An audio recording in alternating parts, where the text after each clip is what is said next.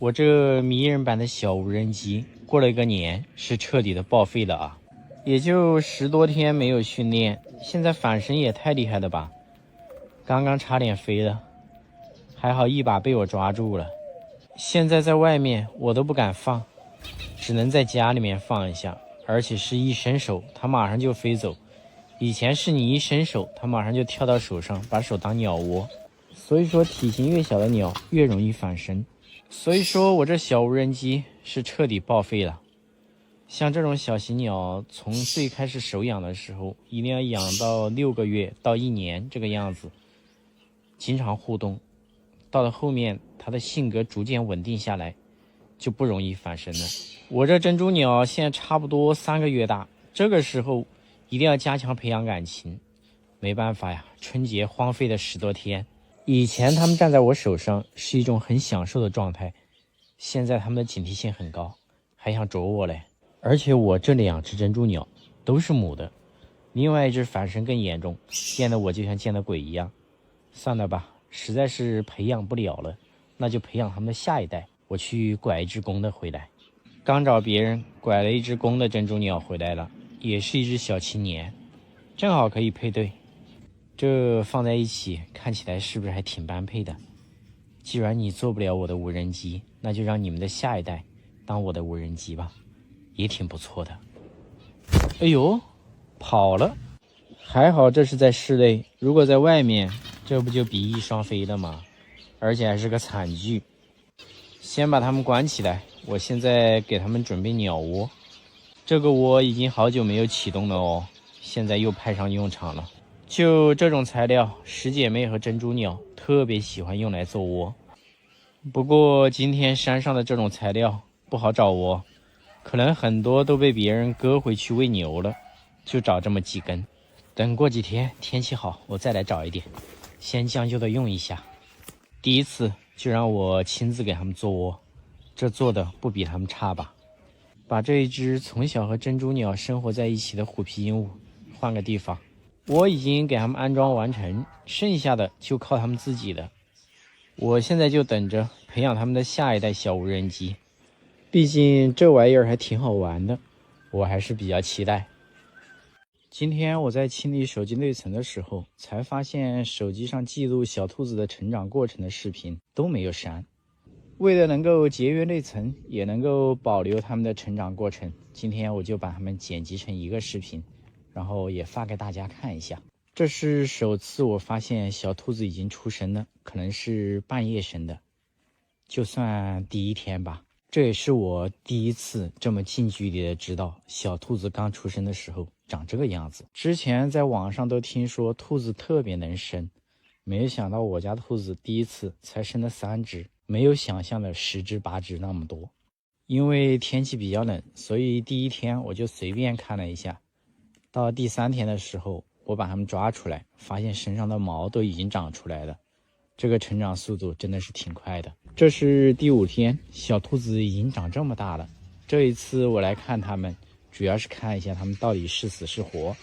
因为当第3天的视频发布之后，很多粉丝给我留言说这3只小兔子肯定是活不成的，都会被母兔子咬死。原因就是因为我用手摸过，留下了我的味道。所以说第5天的时候，我赶紧来看一下，还好没有被咬死，而且还胖了一大圈，我也就放心了。当我确认它没有被咬死，而且我的好奇心也过了，中间就安稳了6天没有看它们。第11天的时候，已经长这么大了。到了18天左右的时候，小兔子已经这么大了，丑萌的，而且从罐子里面爬出来的，身上湿漉漉的。因为罐子不透气，小兔子的吃喝拉撒都在里面，所以说窝里面肯定很脏。决定给它们换窝，窝里面重新给它们换了棉花和草，顺便看一下18天左右的小兔子可不可爱。这一只母兔子的性格真的是特别好，每一次不管我怎么折腾小兔子，它都特别淡定，看都不看一眼。小兔子20天大的时候越来越圆了，真的是特别可爱。天气好的时候就带它们出来晒晒太阳，活动一下。就这颜值，你说它可爱吧，真的很丑；你说它很丑吧，还挺可爱的。为了防止它们不小心从窝里面跑出来冻着了，我在这里还加了一个窝。每天晚上睡觉之前，我都来看一下。有一天晚上，我还真发现了有2只小兔子从窝里面跑出来的，最后被我及时送到罐子里面去的。这大概是出生21天的小兔子，这已经到了25天了。小兔子的变化不是很大，每天都会带它们出来溜达一圈。同时我也放风出去，如果谁想养这3只小兔子的，可以自己过来拿。没过几天，就剩这一只胖成球了，剩下2只都被人领养走了。从此以后，就剩它自己享受母爱了，可想而知，它长得越来越胖，而且还有我的辅助。没事的时候就把它带出来，到处溜达，各种野草都被它尝了个遍，还好没有中毒。本来我都以为这一只胖成球要被我一直养下去，毕竟已经满月了，1个多月，领养人还没过来。结果临近过年的时候，领养人出现了，就把这一只胖成球给领回去的。从此以后，3只小兔子全被领养走了，也让我成功记录到了小兔子从出生到满月的成长变化，特别可爱。同时也希望喜欢小兔子、想养兔子的，在养之前一定要做好攻略，它们的优点和缺点都特别多。可能你看着它特别可爱、特别好玩，但是你真正养起来了，可能就没有你想象那般好。自己一定要权衡利弊哦。好了，小兔子的成长情况就这样。现在我也可以把我手机里面保存的视频都删除了哦，做成一个合集，从头看到尾。特别棒！今天我在清理手机内存的时候，才发现手机上记录小兔子的成长过程的视频都没有删。为了能够节约内存，也能够保留它们的成长过程，今天我就把它们剪辑成一个视频，然后也发给大家看一下。这是首次我发现小兔子已经出生了，可能是半夜生的，就算第1天吧。这也是我第一次这么近距离的知道小兔子刚出生的时候长这个样子。之前在网上都听说兔子特别能生，没有想到我家兔子第一次才生了3只，没有想象的10只8只那么多。因为天气比较冷，所以第1天我就随便看了一下。到第3天的时候，我把它们抓出来，发现身上的毛都已经长出来了。这个成长速度真的是挺快的。这是第5天，小兔子已经长这么大了。这一次我来看它们，主要是看一下它们到底是死是活。因为当第3天的视频发布之后，很多粉丝给我留言说这3只小兔子肯定是活不成的，都会被母兔子咬死。原因就是因为我用手摸过，留下了我的味道。所以说第5天的时候，我赶紧来看一下，还好，没有被咬死。而且还胖了一大圈，我也就放心了。当我确认它没有被咬死，而且我的好奇心也过了，中间就安稳了6天没有看它们。第11天的时候，已经长这么大了。到了18天左右的时候，小兔子已经这么大了，丑萌的，而且从罐子里面爬出来的，身上湿漉漉的。因为罐子不透气，小兔子的吃喝拉撒都在里面，所以说窝里面肯定很脏。决定给它们换窝，窝里面重新给它们换了棉花和草，顺便看一下18天左右的小兔子可不可爱。这只母兔子的性格真的是特别好，每一次不管我怎么折腾小兔子，它都特别淡定，看都不看一眼。小兔子20天大的时候越来越圆了，真的是特别可爱。天气好的时候就带它们出来晒晒太阳，活动一下。就这颜值，你说它可爱吧，真的很丑；你说它很丑吧，还挺可爱的。为了防止它们不小心从窝里面跑出来冻着了，我在这里还加了一个窝。每天晚上睡觉之前，我都来看一下。有一天晚上，我还真发现了有2只小兔子从窝里面跑出来的，最后被我及时送到罐子里面去的。这大概是出生21天的小兔子。这已经到了25天了，小兔子的变化不是很大，每天都会带它们出来溜达一圈。同时我也放风出去，如果谁想养这3只小兔子的，可以自己过来拿。没过几天，就剩这一只胖成球了，剩下2只都被人领养走了。从此以后，就剩它自己享受母爱了，可想而知，它长得越来越胖，而且还有我的辅助。没事的时候就把它带出来到处溜达，各种野草都被它尝了个遍，还好没有中毒。本来我都以为这一只胖成球要被我一直养下去，毕竟已经满月了，1个多月，领养人还没过来。结果临近过年的时候，领养人出现了，就把这一只胖成球给领回去的。从此以后，3只小兔子全被领养走了，也让我成功记录到了小兔子从出生到满月的成长变化，特别可爱。同时也希望喜欢小兔子、想养兔子的，在养之前一定要做好攻略。它们的优点和缺点都特别多，可能你看着它特别可爱、特别好玩，但是你真正养起来的，可能就没有你想象那般好。自己一定要权衡利弊哦。好了，小兔子的成长情况就这样。现在我也可以把我手机里面保存的视频都删除了哦，做成一个合集，从头看到尾，特别棒。我鸡哥的速度跑的就是快，我刚刚就回头说给他倒一点水喝，他就跑出来了。而且我发现现在春天到了，他偶尔看到我特别激动，这个羽毛越发蓬松了。刚说完，他就对着我开始大叫了。这是他第一次对着我叫这么大声，别说还挺好听的。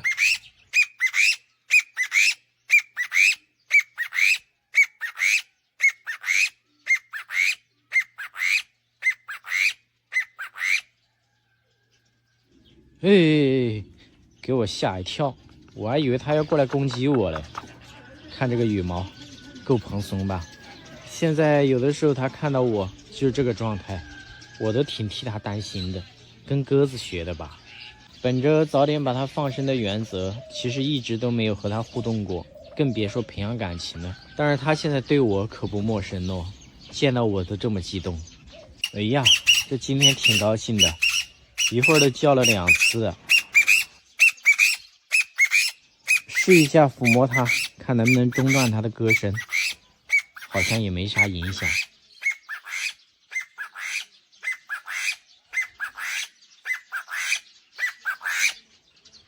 再给我们表演一次，让我们好好听一下。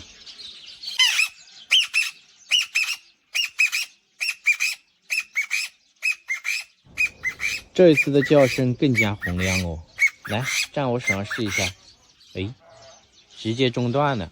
每一次我发这只小鸡的视频的时候，都会有人给我发私信，要出高价把它给买走。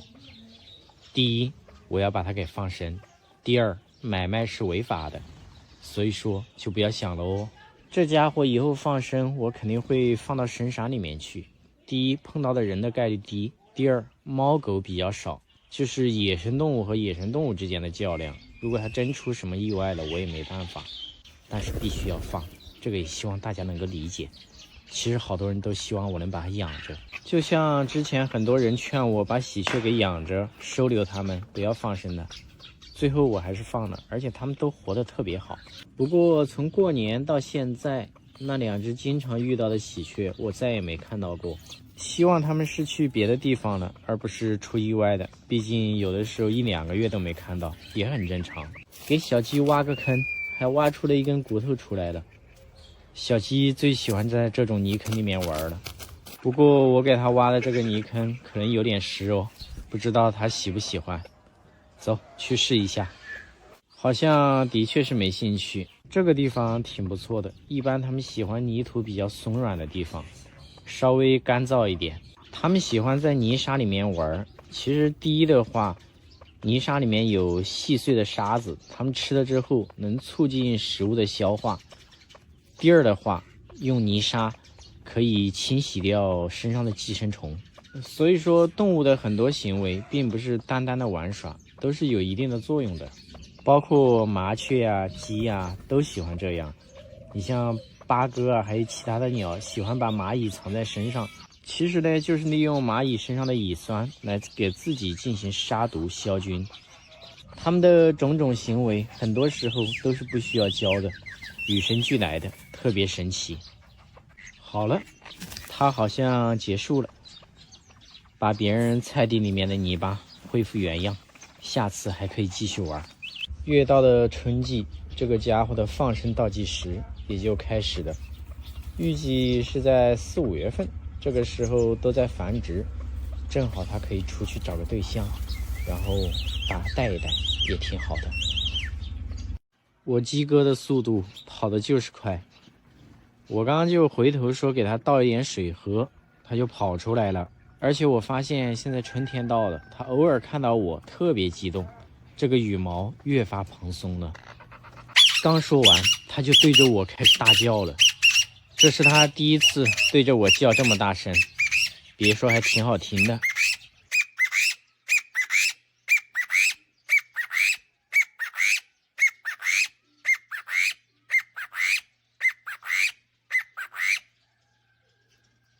哎，给我吓一跳，我还以为它要过来攻击我嘞。看这个羽毛，够蓬松吧？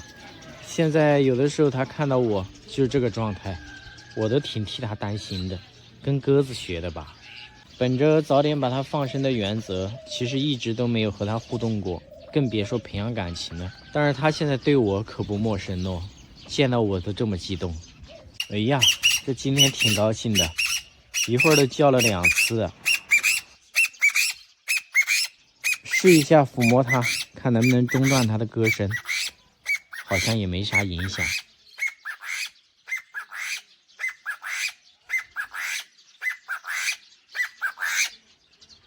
再给我们表演一次，让我们好好听一下。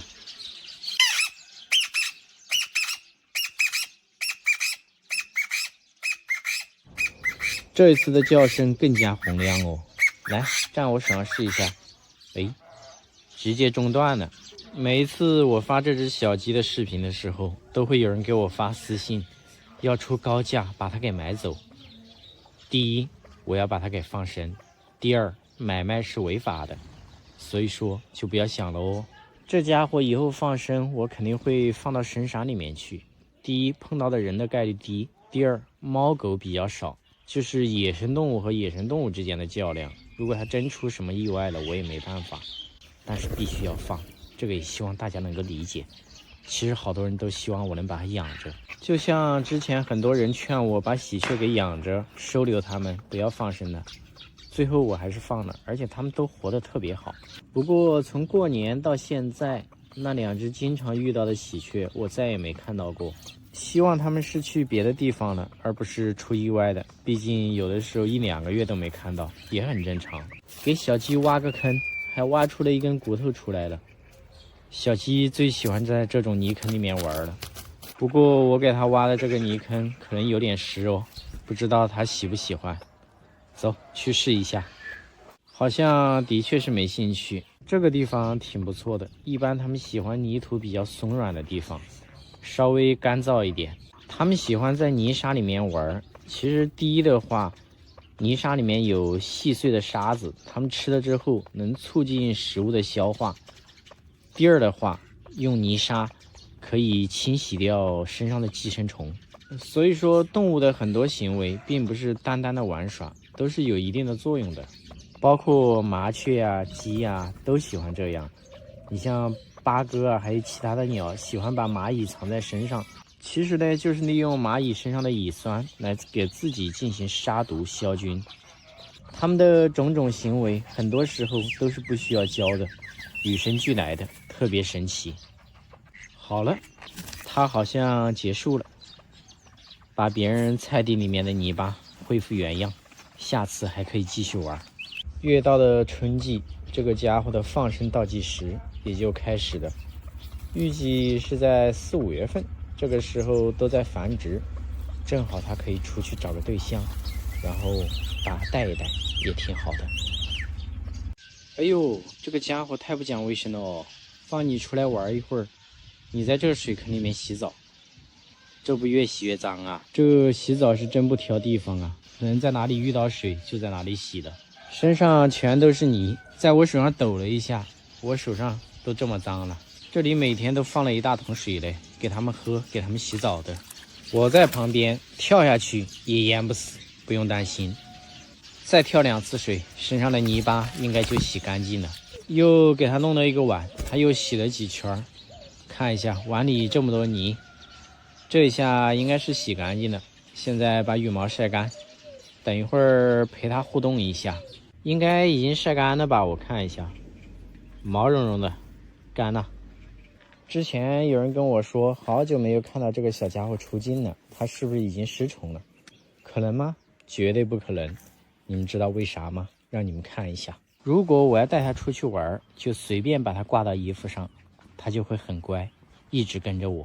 它在遇到危险的时候，总是会第一时间飞过来找我，而且还会把头往我手上蹭一下，寻求安慰。不管多久没有和它互动，它的导航系统永远都这么精准，肯定不会像珍珠鸟10天8天不互动，导航系统就废了。这家伙是真的，不管你怎么把它丢出去，它都会精准的回到手上。所以说给它取名叫狗皮膏药是没错的哦。不管给它放到哪里，只要我一走，它马上就会追过来找我。就这，你说它失宠了，我都不信。它自己都不会允许这种事情发生，因为它会随时跟着你，而且多数情况是不用叫它的，它会自己过来找你。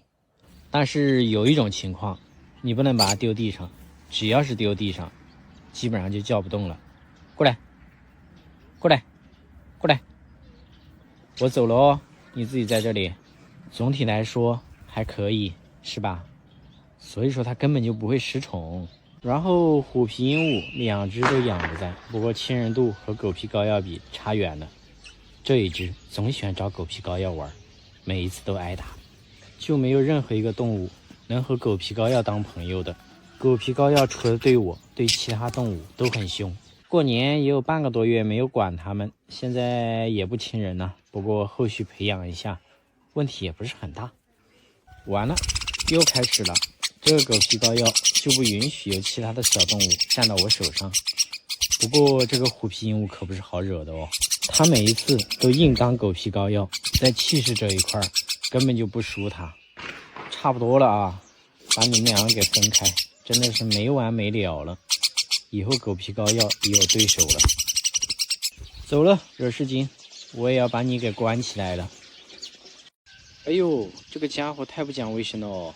放你出来玩一会儿，你在这个水坑里面洗澡，这不越洗越脏啊？这洗澡是真不挑地方啊，人在哪里遇到水就在哪里洗的，身上全都是泥，在我手上抖了一下，我手上都这么脏了。这里每天都放了一大桶水嘞，给他们喝，给他们洗澡的。我在旁边跳下去也淹不死，不用担心。再跳2次水，身上的泥巴应该就洗干净了。又给他弄了一个碗，他又洗了几圈，看一下碗里这么多泥，这一下应该是洗干净了。现在把羽毛晒干，等一会儿陪他互动一下。应该已经晒干了吧？我看一下，毛茸茸的，干了。之前有人跟我说，好久没有看到这个小家伙出镜了，它是不是已经失宠了？可能吗？绝对不可能。你们知道为啥吗？让你们看一下。如果我要带它出去玩，就随便把它挂到衣服上，它就会很乖，一直跟着我。它在遇到危险的时候，总是会第一时间飞过来找我，而且还会把头往我手上蹭一下，寻求安慰。不管多久没有和它互动，它的导航系统永远都这么精准，肯定不会像珍珠鸟10天8天不互动，导航系统就废了。这家伙是真的，不管你怎么把它丢出去，它都会精准的回到手上。所以说给它取名叫狗皮膏药是没错的哦。不管给它放到哪里，只要我一走，它马上就会追过来找我。就这，你说它失宠了，我都不信。它自己都不会允许这种事情发生，因为它会随时跟着你，而且多数情况是不用叫它的，它会自己过来找你。但是有一种情况，你不能把它丢地上，只要是丢地上，基本上就叫不动了。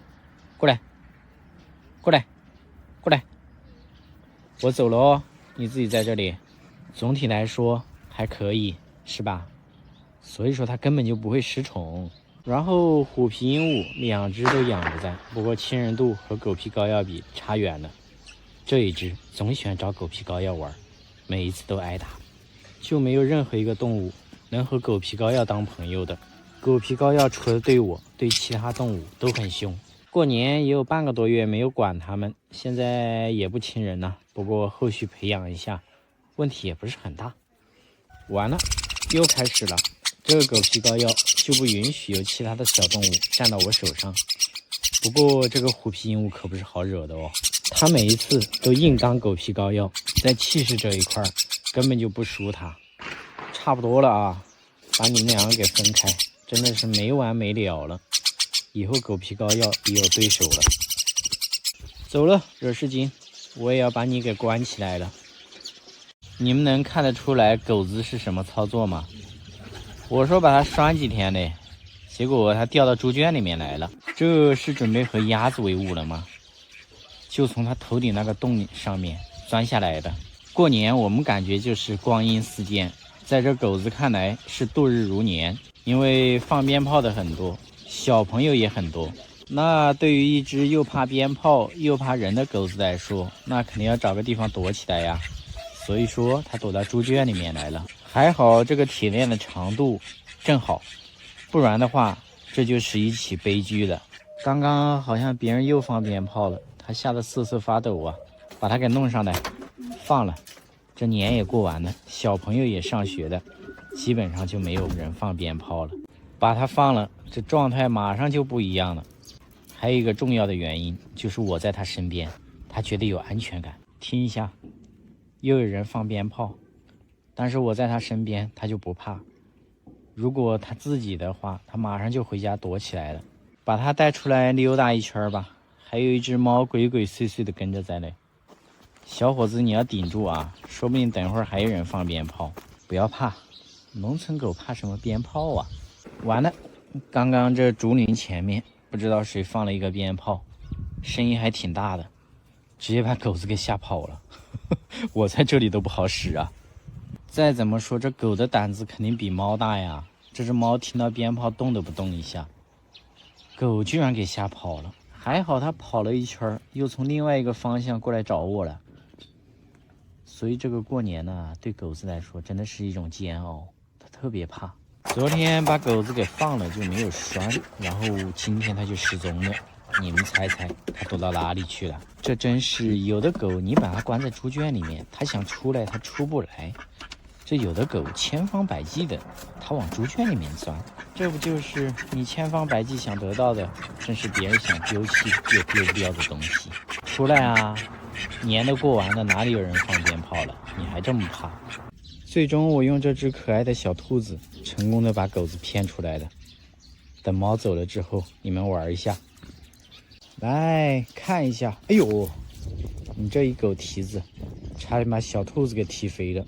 这是我给兔子买的窝，挺好看的吧？今天就不和这狗子玩了啊！它看到小兔子开始舔舌头了。所以说啊，你没事还是钻猪圈吧，也挺好的，是吧？庙界的小姐姐是要送给布丁个惊喜，我拆开一看，原来是个相机。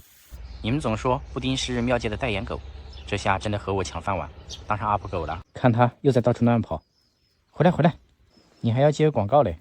哎呦，拍的还是挺专业的。年前就和大家分享过庙界肩颈按摩仪，过年带回家给爸妈，是天天按着说好用。之前有错过的朋友，这波38节福利可要抓紧了哦。8D 按摩头可不一般，背扣上背，直接对准脖颈来回夹揉，斜方肌、富贵包就像被拎起来，一提一放，按得很到位。按摩头暖暖的，更像是按摩店的师傅在推背了。力度模式也都能调，放松小腿和腰也很方便，双手还能腾出来，玩游戏、追剧、逗逗小家伙们也是易如反掌。